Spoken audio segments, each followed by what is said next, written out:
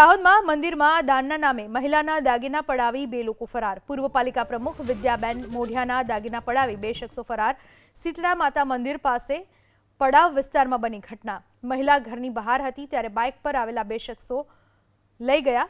મંદિરમાં દાન આપવાનું કહીને ઘરમાં પ્રવેશી બે શખ્સોએ દાગીના પડાવ્યા। મહિલાની ચેન, કાની બુટ્ટી, હાથની વીંટી સહિતના દાગીના લઈને બે શખ્સો ફરાર થઈ ગયા। એક મહિલાને લૂંટી લેવામાં આવી અને બે શખ્સો ફરાર થઈ ગયા। દાહોદમાં મંદિરમાં દાન આપવાના નામે મહિલા પાસેથી દાગીના પડાવી ગયા। પૂર્વ પાલિકા પ્રમુખ વિદ્યાબેન મોઢિયા જેમના દાગીના પડાવીને બે શખ્સો ફરાર થઈ ગયા। પૂર્વ પાલિકા પ્રમુખ વિદ્યાબેન મોઢિયાના દાગીના પડાવી બે શખ્સો ફરાર। શીતળા માતા મંદિર પાસે પડાવ વિસ્તારમાં બની ઘટના। મહિલા ઘરની બહાર હતી ત્યારે બાઇક પર આવેલા બે શખ્સો લઈ ગયા। મંદિરમાં દાન આપવાનું કહીને ઘરમાં પ્રવેશી બે શખ્સોએ દાગીના પડાવ્યા। મહિલાની ચેન, કાની બુટ્ટી, હાથની વીંટી સહિતના દાગીના લઈને બે શખ્સો ફરાર થઈ ગયા।